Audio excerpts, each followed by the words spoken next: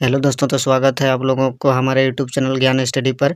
तो चलिए आज हम लोग इस वीडियो में बात करने वाले हैं, मॉडल पेपर को सॉल्व करेंगे जो सेशन 2025-26 का है और यह कक्षा 10 का है और सब्जेक्ट हिंदी ए मतलब कोर 1 का है, कोर सब्जेक्ट का है। इसमें से आप लोगों को दोस्तों 80 नंबर का फुल पूर्णांक पूछा जाएगा और समय 3 घंटे का दिया जाएगा। तो चलिए आज हम लोग बारीकी से सभी प्रश्नों को देखते हैं एक-एक करके और अच्छे से समझते हैं। तो चलिए देर न करते हुए सभी प्रश्नों को देखते हैं। और अगर हमारे चैनल में पहली बार विजिट कर रहे हैं तो चैनल को सब्सक्राइब जरूर कर लीजिएगा ताकि आप लोगों को जैक बोर्ड से जुड़ी हर नोटिफिकेशन को आप लोगों तक जल्द से जल्द पहुंच सके।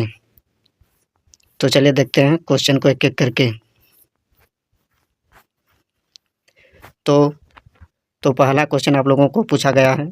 तो दिया हुआ है, निम्नलिखित गद्यांशों को ध्यानपूर्वक पढ़कर पूछे गए प्रश्नों को उत्तर दीजिए। तो चलिए गद्यांश को पढ़ते हैं।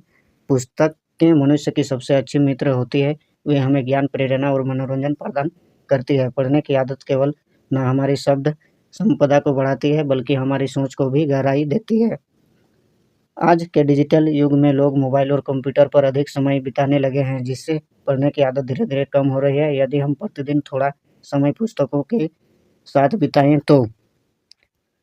तो यह हमारी मानसिक क्षमता को बढ़ाने में मदद करेगी और हमें जीवन में सही निर्णय लेने की क्षमता भी प्रदान करेगी। पढ़ने से हमारी कल्पना शक्ति का विकास होता है और हम नए विचारों को अपनाने के लिए तैयार रहते हैं।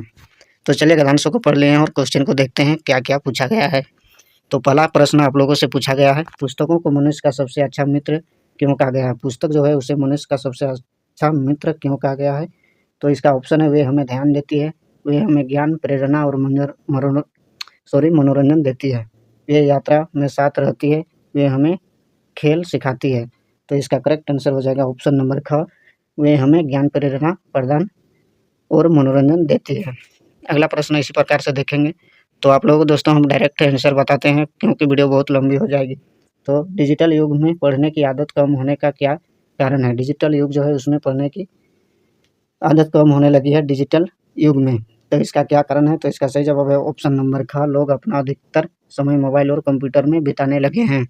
अगला प्रश्न, प्रतिदिन पुस्तकों के साथ समय बिताने से क्या लाभ होता है? प्रतिदिन पुस्तकों के साथ हम अगर समय को बिताते हैं तो हमें क्या लाभ मिलता है? तो इसका सही जवाब है ऑप्शन नंबर क, मानसिक क्षमता का विकास होता है और निर्णय लेने की योग्यता बढ़ाती है प्रतिदिन पुस्तकों के साथ समय बिताने से। अगला प्रश्न, ज्ञान शब्द का पर्यायवाची गद्यांश के अनुसार कौन सा है? ज्ञान शब्द जो है वह गद्यांश के अनुसार पर्यायवाची शब्द ज्ञान शब्द का कौन सा है? तो इसका सही जवाब है ऑप्शन नंबर घ, शिक्षा। ज्ञान का पर्यायवाची शब्द शिक्षा होगा।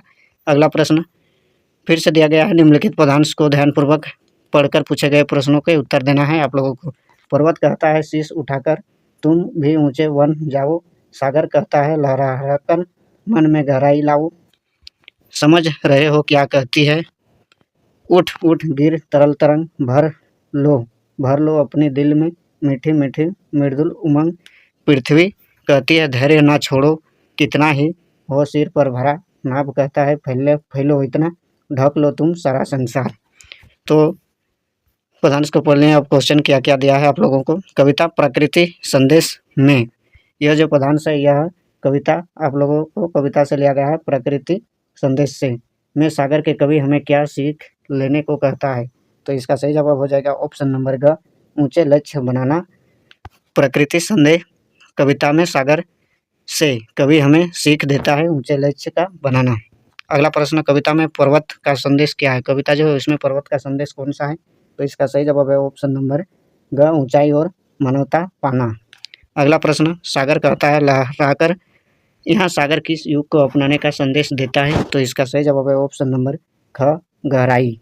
अगला प्रश्न, उठ उठ गिर तरल तरंग किस जीवन परिस्थिति का प्रतीक है? उठ उठ गिर गिर तरल तरंग किस जीवन को परिस्थितियों का प्रतीक है? तो इसका सही जवाब है ऑप्शन नंबर घ, कठिनाइयों और सफलताएं। अगला प्रश्न, निम्नलिखित प्रश्नों के सही विकल्प का चयन कीजिए। निम्नलिखित जो प्रश्न है उसका सही विकल्प का चयन करना है। तो यदि तुम मन लगाकर पढ़ोगे तो परीक्षा में अवश्य सफल होगे, यह वाक्य क्या है? तुम यदि अगर मन लगाकर पढ़ोगे तो परीक्षा में सफल होगे, इस वाक्य क्या है? तो इसका सही जवाब है ऑप्शन नंबर ग, मिश्र वाक्य।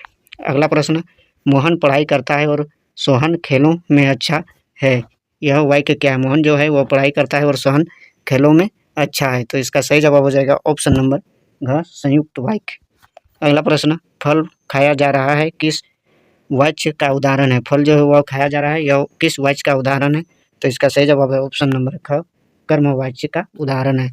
अगला प्रश्न, आकाश में बादल छाए हुए हैं, इसमें बादल कौन सा पद है? आकाश जो है इसमें बादल छाए हुए हैं, इसमें बादल कौन सा पद्य है? तो इसका सही जवाब है ऑप्शन नंबर ख, संज्ञा का पद्य है, पद है। अगला प्रश्न, उसकी आवाज़ बिजली की तरह गूंज रही थी, यह कौन सा अलंकार है? उसकी आवाज़ जो है वो बिजली की तरह गूंज रही थी, यह कौन सा अलंकार है? तो इसका सही जवाब है ऑप्शन नंबर क, उत्प्रेक्षा अलंकार है। अगला प्रश्न, त्रिलोक किस प्रकार का समास है? त्रिलोक जो है वह किस प्रकार का समास है? तो इसका सही जवाब हो जाएगा दोस्तों ऑप्शन नंबर ग, द्विगु वाक्य है। अगला प्रश्न, ईमेल लिखने किससे संबंधित है? ईमेल जो है वह लिखने से किसके संबंधित है? तो इसका सही जवाब है ऑप्शन नंबर क, आधुनिक संचार का माध्यम है ईमेल लेखन से। अगला प्रश्न, पढ़ाई जीवन की उज्जवल बनाती है, पढ़ाई जो है वह जीवन की उज्जवल बनाती है, इसमें कौन सा अलंकार है? तो इसका सही जवाब है ऑप्शन नंबर क, मानवीकरण अलंकार है। अगला प्रश्न, पाठ्य पुस्तक निम्नलिखित गद्यांश को ध्यानपूर्वक पढ़कर दिए गए प्रश्नों के लिए सही उत्तर का चयन करना है। तो यह दोस्तों आप लोगों का पाठ्य पुस्तक से लिया गया है गद्यांश, जो आप लोगों को ध्यानपूर्वक पढ़कर उत्तर देना है। तो चलिए देखते हैं आगे। लायुंग किस प्रकार की बस्ती बनाई गई है? लायुंग जो है वह किस प्रकार की बस्ती बनाई गई है? तो इसका सही जवाब हो जाएगा दोस्तों ऑप्शन नंबर ख, भीड़ भाड़ वाली। दोस्तों आप लोगों को पद्यांश आप लोगों का किसी भी चैप्टर से आप लोगों को उठा कर दिया जाएगा, तो यह हम नहीं आप लोगों को पढ़कर बताते हैं, क्योंकि वीडियो और भी ज़्यादा बहुत लंबी हो जाएगी, इसलिए आप लोगों को किसी भी चैप्टर से दे देगा तो आप लोग आसानी से बुक को पढ़ते रहे और जवाब दे पाएंगे तभी। तो आगे देखते हैं, उपयुक्त गद्यांश में वातावरण की शांति की तुलना किससे की गई है? उपयुक्त जो गद्यांश दिया गया है उसमें वातावरण की शांति की तुलना किससे की गई है? तो इसका सही जवाब है ऑप्शन नंबर ग, बाजे की धुन से। अगला प्रश्न, निम्नलिखित पदांश को ध्यानपूर्वक पढ़कर दिए गए प्रश्नों का सही उत्तर चयन करें। यह जो आप लोगों को दिया गया है पद्यांश, तो इसको चलिए आप लोग ये छोटा सा है पढ़कर हम लोग आंसर करते हैं। तो तुम्हारी यह दंतुरित मुस्कान मृतक में भी डाल देगी जान, धूलि धूसर तुम्हें ये तुम्हारे ये गात। तो छोटे ये छोड़कर तालाब मेरी झोंपड़ी में खिल जल जात, परस पाकर तुम्हारा ही प्राण पिघलकर जल बन गया होगा कठिन पाषाण। तो चलिए पढ़ते हैं क्वेश्चन को। मृतक में भी डाल देगी जान, क्या अर्थ है? मृतक में भी जान डाल देगी, इसका क्या अर्थ है? तो इसका सही जवाब है ऑप्शन नंबर ग, हताश और निराश व्यक्ति में खुशी ला देगी। अगला प्रश्न, धूलि धूसर तुम्हारे ये गात, पंक्ति में गात का क्या अर्थ है? धूलि धूसर जो गात है, इस पंक्ति में गात का क्या अर्थ है? तो इसका सही जवाब है ऑप्शन नंबर ख, खेत। अगला प्रश्न, निम्नलिखित प्रश्नों के सही विकल्प का चयन करें।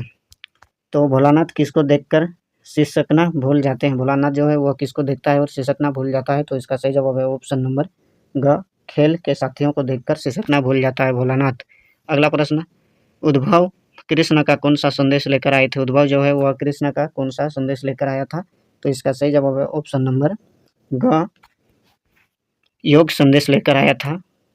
अगला प्रश्न, राम लक्ष्मण परशुराम संवाद में किस रस की प्रमुखता है? तो इसका सही जवाब है ऑप्शन नंबर घ, वीर रस का प्रमुखता है। अगला प्रश्न, उत्साहित कविता में कवि ने बादल की तुलना किससे की है? उत्साहित कविता जो है ईश्वरी उत्साह कविता जो है वह कवि ने बादल की तुलना किससे की है? तो इसका सही जवाब है ऑप्शन नंबर क, धरती का।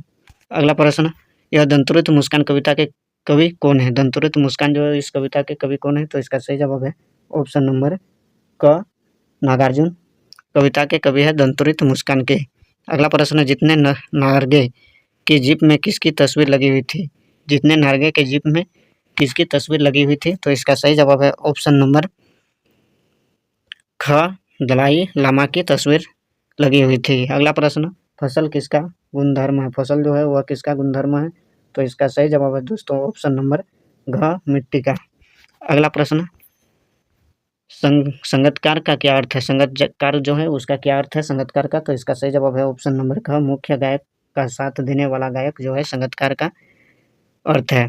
अगला प्रश्न, मन्नू भंडारी की कवि प्रधायापिका मनु भंडारी की कवि प्राध्यापिका का क्या नाम था? मनु भंडारी जो है उसका हिंदी कवि में प्राध्यापिका का क्या अर्थ है? तो इसका सही जवाब है ऑप्शन नंबर क, शिला अग्रवाल। अगला प्रश्न, हलदार साहब और चश्मे वाले में क्या समानता है? हलदार साहब और चश्मे वाले में क्या समानता है? तो इसका सही जवाब है ऑप्शन नंबर ख, दोनों देशभक्त थे।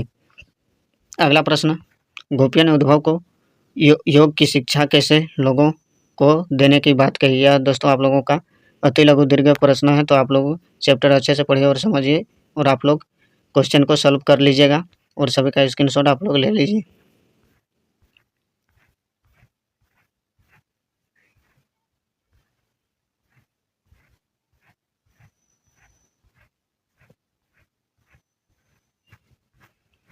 टोटल क्वेश्चन आप लोगों का 52 क्वेश्चन पूछा जाएगा, जिसमें से आप लोगों को दीर्घ उत्तरीय प्रश्न और लघु उत्तरीय प्रश्न और अति लघु उत्तरीय प्रश्न आप लोगों को पूछा जाएगा। तो चलिए दोस्तों, अगर वीडियो पसंद आई हो तो चैनल को सब्सक्राइब और वीडियो को लाइक ज़रूर कर दीजिएगा, ताकि और वीडियो आप लोगों को हम बना कर दे सकेंगे।